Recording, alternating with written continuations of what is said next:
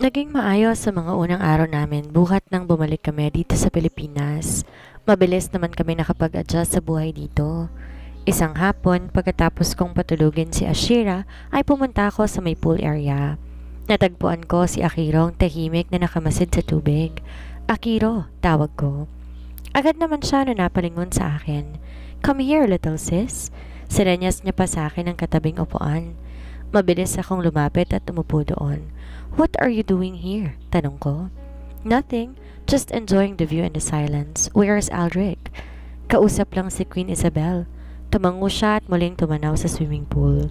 Do you like the house, Atasha? Tanong sa akin ni Akiro. Like it? Duh. I love it, Aki. Nakangiting sagot ko sa kanya. Although very exaggerated at some point, pero gusto ko rito. Tahimik at parang nasa Genova lang din. Good to know. Nathan will be staying here with you as head security until such time na maitrain niya ang mga tauhan dito on the night protocols. Right protocols? Walang kailangan sundin na pamantayan dito, Aki. Tamang pagbabantay sa mga prinsesa, yan ang ibig kong sabihin. At isa pa, mas komportable akong narito sa Nathan kasama mo. Kailan ang balik mo sa Genova? Until the end of this week. Then lilipad na ako pa uwi. I just have to make sure na lahat ng mga tauhan dito well-trained at alam ang kani-kanilang trabaho. I will miss you, Aki. Tumayo ako at yumakap sa kanya. Maliit pa lamang kami ni Akiro, sobra na kaming malapit sa isa't isa, kaya ang muling paghihiwalay namin nagbibigay sa akin ng matinding kalungkutan. I will miss you and Ashira as well, but you're in good hands. Nandito naman si Aldrich and don't worry, I plan to visit you often. I'm having separation anxiety from you again. Pagsimangot ko, agad naman siya na nangiti at yumakap din sa akin. Gaano kami katagal dito, Akiro? Muli kong tanong. It depends on you, Atasha. I won't pressure you on anything. Kung sasabihin mo na hindi mo kayang manatili dito, agad-agad susunduin ko kayo para iuwi sa atin. But while you're here, I want you to make amends with your past. You need it, Tasha. You need the closure. Nakikinig ka ba sa huling usapan namin ni Mama bago tayo umalis? Nagbibirong tanong ko sa kanya. Hindi ah. Great minds think alike. Kindat pa niya sa akin. Are you ready, Tasha? Are you ready to face all of them? I don't know. A part of me wanted to. May parte ng pagkatao kong gusto kong ipakilala sa kanila kung sino ko at maghigante para sa lahat ng sakit. Pero may mas malaking parte rito ang gusto na muling buuin ang sarili ko without the hate, the guilt, and the hurt. You will get there, little sis. Slowly but surely you will get there. Ginulo-gulo pa niya ang buhok ko, tanda ng paglalambing niya sa akin. By the way, ayokong maboard ka dito, so I set up work for you here. Nanlaki ang mata ko sa sinabi ni Akiro. Ako raw? May trabaho ako? What? Papayagan mo ako magtrabaho? Hindi makapaniwala na tanong ko. Well, you can manage Royal Designs. It is my newly set up business here. You have a company here? Atasha, what are you... Bakit ba gulat na gulat ka sa lahat ng sinasabi ko? Walang nakakapagtaka doon. Mayaman tayo. But why? Anong why? Bakit ka nag-set up ng business dito? Tinitigan ko siya dahil hindi ko inaasahan na maiisipan niya ang bagay na to. Not unless matagal niya na plano ito. Why not? You've worked in the same industry as before. Kaya naglagay lang ako ng backup plan mo just in case na maisipan mong bumalik. Yon ang mga nangyari. But if you are bored, you can go to the office or you can manage it from there at home. It's your choice. Pero bago ako bumalik ng Genova, ay kailangan muna natin na maipakilala sa mga tauhan sa kumpanya. Tumangutang na nga lamang ako. My brother is really unbelievable. Your brother will do everything for you and that's what you have to believe. Sa sinabi niya, muli ako na napangiti. I love you, Aki. Thank you for being the best brother. I love you too, Atasha, and you will always be my little sister. Hindi pa ba tapos ang siblings bonding? Dapat boyfriend-girlfriend bonding na. Ito ang may halo na kalokohan na bunga ni Aldrich sa amin ni Akiro. Tigilan mong kakaturo ng SPG sa little sister ko, Drake, ha? Baka makalimutan ko na best friend kita. Kunwaring galit na sagot naman ni Akiro.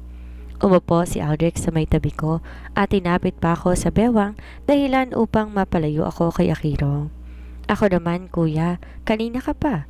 Pabirong tinulak ko siya habang namumula ang pisngi ko. Hanggang ngayon, hindi pa rin ako masanay-sanay kapag kaming tatlo ang magkakasama. Kuya ka dyan, buti na lang pala't nandito ka dahil kailangan kitang makausap. Bigla akong napatingin kay Akiro dahil bigla na naging seryoso ang tono ng pananalita niya. Kahit si Aldrich nagulat sa biglang pagbabago ng ekspresyon niya. May problema ba, Aki? Wala pa sa ngayon, magkakaproblema pa lang. Sabay kami ni Aldrich na hindi nakapagsalita sa tinagon na yon ni Akiro. What's wrong, Aki? Tanong ko. Wala pa, princess, pero oras na itong prinsipe na ito. Matulog sa kwarto mo magkakaroon ng malaking problema, kaya don't you even try, bro. Agad nanlaki ang mata ko at napatakip na lamang ako ng aking kamay sa mukha sa kahihiyan sa sinabi ni Akiro. Agad namang natawa si Aldrich at marahang tinulak si Akiro na ngayon nakangiti na. Loko ka? I'm serious. Bawal kayo magsama sa kwarto. That's also one of the reason kung bakit may iwan dito sa Nathan. Kaya kung inaakala mong malulusutan mo ko, Prince Aldrich, you are dead wrong. Akiro, will you stop? Pag-awat ko sa kanya dahil sobra na ang hiyang nararamdaman ko. Bakit sa dami ng pagkakataon na nahuli ko kayo na speech? I doubt kung Di ko na siya pinatapos sa nais pa niyang sabihin at agad tinakpan ang bibig niya gamit ang kamay ko. Shut up, Akiro. My gosh, why are you doing this? Natatawa naman niyang inalis ang pagkakatakip ng kamay ko sa bibig niya. Pinandilatan ko siya ng mata at sinuklan niya man ako ng pagtawa. Okay, tatahimik na ako, but I'm serious. I trust you, Atasha, pero itong matalik kong kaibigan, hindi ko kayang pagkatiwalaan kapag tungkol sa'yo. Kaya ikaw, you stay on your room and my sister stays with Ashi. Whatever, Akiro. Natatawang sagot naman ni Aldrich na muli yumakap sa akin. Napangiti na lamang ako sa kalokohan ng dalawa. Nakaramdam ako ng konting kapanatagan ng loob. Sana nga tamang desisyon ko na bumalik dito. Sana ito rin ang tamang pagkakataon upang ayusin at itama ang mga kasalanan ng nakaraan. Papunta kami ngayon sa Royal Designs, ang kumpanya na inumpisahan ni Akiro dito sa Pilipinas. Napagpasya namin ngayon pumunta dahil nalalapit na rin ang pagbabalik ni Akiro sa Genova. Masaya ang mga naunang araw namin dito dahil naging maayos ang lahat. Kahit si Aldrich maayos na nagagawa ang kanyang trabaho buhat sa bahay. Naging abala rin siya simula ng pagdating namin upang tutukan ang ilang gawain na naiwan niya sa Genova. Masaya rin si Ashira sa bago niya natirahan. Kinaaliwan niya ang paliligo sa pool at pamamasyal sa hardin. Kagaya ng ipinangako ni Akiro, hindi ako masyado na naalibadbaran sa mga guards na itinalaga niya dahil malimit hindi naman sila nagpapakita sa amin. Tinatanaw at binabantay nila kami sa tamang distansya. Ngayon, naiwan si Aldrich sa bahay dahil may importanteng pagpupulong na kailangan niyang makadalo kasama ng kanyang mga magulang. Susunod na lang siya sa amin mamaya pagkatapos niya sa meeting niya. Are you ready to meet your team, Tash? Masayang tanong ni Akiro. Yes, hopefully they're good. Oh, they are. Come here, Ashi. Kinandong pa niya si Ashira at nilaro habang ako nagmasid lamang sa daanan. Muling nanunumbalik ang iba't ibang emosyon ko ngayon na nakalabas kami. Maraming mga laalang iniwan sa akin ng bansang ito, mga laala na parehas masaya at malungkot. Nagulat pa ako ng bahagyang matanaw ang building ng DU. Ang building na Colton Mijares. Saglit akong napatingin kay Akiro ngunit ang atensyon niya na kay Ashira. Bigla ang pagkabog ng dibdib ko sa kaisipan na malapit lang ang opisina ng RD sa DU. Overthinking gets you nowhere, Atasha. Quit it. Pagsaway sa akin ni Akiro. Nang tingnan ko siya ay pinaningkitan niya ako ng mata sabay umiling sa akin. New start, Atasha. New start. Kung pagtatagpuin kayo ng tadhana, wala ka nang magagawa. Magtatagpo kayo. At isa pa, hindi ganon kalapit ang building niya sa building natin. Paano mo? Hindi ko pa man natatapos ang sasabihin ko ay may sagot na agad si Akiro. Alam ko, Tash. Kilalang kilala kita at basang-basa ko ng emosyon at reaksyon mo. I am your brother after all. Napailing na lamang ako at muling dumungo sa bintana. Tama si Akiro. This is the new start for me and Ashira. Hindi ko kailangan na mangamba sa bawat pagkakataon. Makalipas ang ilang minuto, huminto kami sa isang building. Halos kasing taas ito ng DU, tapos sasabihin ni Akiro na kasisimula lamang nito. Let's go! Nauna nang bumaba si Akiro, karga-karga si Atasha. Pinalibutan agad kami ng mga bodyguards pagbaba namin ng sasakyan.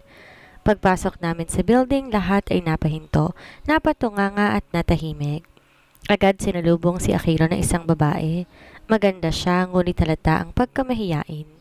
Ang tunay na ganda niya natatago sa suot niyang salamin. Good morning, Sir Akiro. Bati niya kay Aki na tinanguan lang naman ng kapatid ko. Ibang-ibang itsura ni Akiro ngayon. Malayo sa malokong imahe niya kapag nasa bahay kami. Hindi ko rin alam kung alam ba ng mga tauhan niya na isa siyang prinsipe. Roan, have you set up the meeting with executives?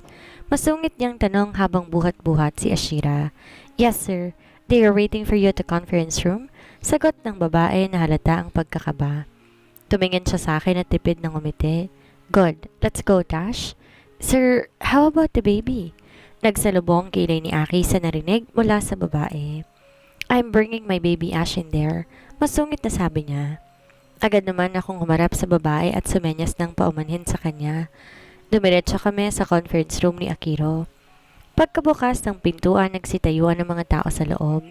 Mabilis silang bumati kay Akiro at sumenyas naman si Aki na maupo na sila. Let's just make the introductions quick because my baby Ashi is born. Guys, this is Atasha, my sister. She will be the CEO of Royal Designs. Atasha, these are my executives.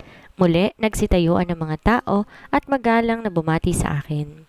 Nginitian ko naman sila bilang pagbati. Ivan from Finance, Lay HR, Look Design Team, and Roan. Where is... Naputo lang pagpapakilala ni Akiro nang muling bumukas ang pintuan at iluwanan ng isang lalaki na maamo na nakangiti. Sorry, I'm late. Atasha, this is Vincent. Sigaw ko sa pangalan niya. Muling lumapad ang ngiti niya at agad binuka ang mga braso para sa akin. Vincent, you're here. Lumapit ako sa kanya at agad na yumakap. Gumanti naman siya ng yakap sa akin habang natatawa pa. I missed you, Atasha. That's my sister, Vincent Lizardo. Pagbabanta naman ni Akiro. Sorry, Pres. Kumindat pa siya at bumitaw sa pagkakayakap sa akin. Atasha, Vincent Lizardo here is the head of Project Management Group. Nanlaki ang mata ko nang malaman na isa sa mga executive ng RD si Vincent. Ibig sabihin lang nito, nag-resign na siya sa DU. Nakangiti pa rin si Vincent sa akin nang muling magsalita si Akiro. I'll be here until the end of the week. Thereafter, Atasha will work all of that with you. Roan, you will be Atasha's assistant from now on. Tuloy-tuloy pa niyang sabi. Baba, ma. Nahinto ang pagsasalita ni Akiro nang mangulit si Ashira at sabayan ang pagsasalita niya. Napailing na lang si Aki at agad na tumayo habang buhat pa rin si Ashira. Okay, baby Ashi, we're going. Guys, I need full report before the end of the week. Vincent, you come with us. Muli, nagsitayuan ng mga executive at magalang na nagpaalam sa amin. Let's go out for lunch. I'll just check the finances with Ivan. I will wait for you outside, Atasha. Vincent, join us for lunch. Yes, Pres. Sumaludo pa si Vincent kay Akiro at muling humarap sa akin. You have a lot of explaining to do. I know, Vin. But let's not talk about that today. I'm just so happy. Bumalik ka na? Muli niya ako niyakap. Masaya sa pakiramdam na muli akong tinanggap ni Vincent bilang kaibigan niya. Bakit nandito ka? Wala ka na ba sa DU? Biglang nagbagong ekspresyon ng mukha niya. Mahabang storya. Next time sasabihin ko sa'yo pero kailangan na natin lumabas. Ang sungit pa naman ni Pres, nakakatakot. Hinatak niya ako palabas ng conference room. Pres? Tanong ko. Oo, si President sungit. Lagi na lang ang sungit. Si Roan tuloy lagi parang hihimatayin sa takot. Kamatid mo ba talaga yon? Pagbibiro pa niya. Loko. Halika na nga. Katatapos lang namin mag-lunch at nandito kami sa mall ngayon. Dito na rin susunod si Aldrich dahil natagalan ang meeting niya. Karga-karga ko si Atasha at kasalukuyan kami na nag-iikot na maglakad-lakad habang may pinag-uusapan sila tungkol sa trabaho. Si Vincent at Akiro na iwan sa may coffee shop. Nalilibang si Atasha sa paglalakad-lakad at pamamasyal namin. Si Nathan at ang ilan ng mga bodyguards ay nakasunod sa amin. Babe? Napalingon ako nang marinig ang boses ni Aldrich. Nakita ko papalapit na siya sa amin ni Ashira, kasunod ng ilan sa mga bodyguards niya. Pagkakita ni Ashira kay Aldrich, agad na tumili-tili si Ashi at inilahad ang kamay na nagpapakarga agad kay Aldrich. Mabilis kinuha ni Aldrich si Ashira at tinalikan sa noo at pagkatapos sumarap siya sa akin at tinalikan ako sa pisngi. I miss my two princes. Where is Akiro? Kausap lang si Vincent. Umakbay si Aldrich sa akin habang buhat si Ashira sa isang braso. Pinulupot ko naman ang braso ko sa bewang niya. Let's go? Tanong niya at mabilis naman ako na tumango bilang kasagutan. Pumihit kami upang bumalik sa direksyon ng coffee shop kung saan naroroon sila Akiro. Ngunit pag-ikot namin bigla, nanlaki ang mata ko sa tao na nakaharap ko. Nakita ko ang pagkagulat sa mata niya nang magtamang aming paningin. Sinundan pa niya ng tingin ng mga kamay ko na nakayakap kay Aldrich kaya napaigpit ang hawak ko sa kanya. Nagkasalubong kilay niya nang makita niya kami ni Aldrich sa ganong posisyon. Napahinto rin ako sa pagkakbang kung kaya mabilis naman na napatingin sa akin si Aldrich at sinundan din direksyon ang mga mata ko. Atasha, bati ng lalaki sa baritonong boses na naghatid sa sistema ko ng libo-libong emosyon. May parang ko anong kuryenteng dumaloy sa aking pandinig ng boses na iyon. Nagulat si Aldrich sa pagtawag na iyon sa pangalan ko, kaya lalo niya akong hinapit papunta sa kanya. Matama na nakatingin ang lalaki sa amin, tinapunan din ng tingin si Ashira. Bahagya siyang nagulat nang bigla humarap si Ashira sa kanila. Colton? Ito lang ang mga kataga na lumabas sa bibig ko. Milya-milya ang tinatakbo ng dagundong ng puso ko ngayon. Di ako nakagalaw sa sobrang kabang nararamdaman ko ngayon. Naistatwa ako sa pagkakatitig sa lalaki na kaharap ko ngayon. Kitang-kita ko sa mata niya ang iba't ibang emosyon na pilit man niyang itinatago ay kusang lumalabas. Gulat, galit at sakit, ang ilan lamang sa mga ekspresyon na nakikita ko sa mga mata ni Colton Mijares na kasalukuyan ay nagpapalipat-lipat ang tingin sa akin at kay Ashira. Babe, tawag ni Aldrich sa akin. Dahilan para muli magsalubong kilay ni Colton at tinapunan ng masamang titig si Aldrich. Nakita ko ang pagkuyom niya ng mga kamao at ang biglang pandilisik ng mata niya. Agad din siyang hinawakan ni Miguel sa balikat marahil upang pakalmahin. Atasha, it's fancy seeing you here, love. Muling sabi niya gamit pa rin ang baritonong boses na nagpatindig sa mga balahibo ko. Napalingon ako kay Aldrich, nakita ko ang pag-igting ng panga niya. Mabilis nagsilapitan ang ilan sa mga bodyguards na nakasunod sa amin, maging si Nathan ay lumapit na rin. Napansin ko ang pagtingin ni Nathan kay Miguel habang si Miguel naman muli nang nagsalita upang basagin ang tensyon na namamagitan sa amin. Colton, let's go! Hindi pinansin ni Colton si Miguel at muling tumitig kay Aldrich. Who the hell are you? Muli kong naramdaman ang paghigpit ng hawak sa akin ni Aldrich. Alam ko na nagpipigil lamang din siya ng galit sa mga oras na yon. Agad akong humawak sa braso niya, tsaka siya napalingon sa akin. Umiling ako sa kanya habang naungusap ang mga mata na nakatitig. Pinapakiusapan ko siya na sana wag nang patulan pa si Colton. Bumuntong hininga siya at nagsalita. Not that it's your business, but I am Atasha's boyfriend. Madiing sabi niya. Agad rumihistro ang gulat sa mukha ni Colton at mabilis lumipat ang tingin niya sa akin. Ramdam ko ang sakit at galit sa pagtingin na yon, lalo nang kumabog ang dibdib ko. Hindi ko alam ang aking sasabihin, pero hindi ako handa sa pagkikita namin na to. We have to go? Ito na lamang ang nasabi ko sa medyo garalgal na boses. Pilit ko mang pinapatitag ang sarili ko ay hindi ko magawa sa labis na kabang nararamdaman ko ngayon. Pasalamat na lamang din ako na nakaakbay sa akin si Aldrich dahil hindi ko alam kung may lakas pa ako na makatayo sa sarili kong mga paa sa labis na panlalambot at takot na nararamdaman ko. Don't you think you have a lot of explaining to do? Muling sagot ni Colton, titig na titig ang mata sa akin. Walang kailangan ipaliwanag sa iyong girlfriend ko. He don't give out commands to any of us here. Mariin na sagot ni Aldrich. You fucking stay out of this. This is our business to deal with. Nakita ko ang pag-igting ng panga ni Colton nang sagutin niya si Aldrich. Sinubukan ni Miguel at ni Nathan na pumagitna sa dalawa, ngunit ayaw din magpaawat ni Aldrich. Whenever Atasha is concerned, it is my business. I am the boyfriend after all. Diniinan pa niya ang salita na boyfriend na lalo namang nagpasalubong sa kiling ni Colton. Colton, let's go. This is not the right venue for this and you know that. Bulong ni Miguel sa kaibigan niya. This is not yet over, Atasha. You owe me a lot and you have a lot of explaining to do. I don't give a fuck about this so-called boyfriend of yours. Muling nagsukatan ng tingin sina Colton at Aldrich. Nakita ko ang paglapit ng ilang kalalakihan kay Colton at naisip ko na malamang mga bodyguards din niya ang mga yon. You should give a fuck about me because you will never get a chance to talk to her again. Pa.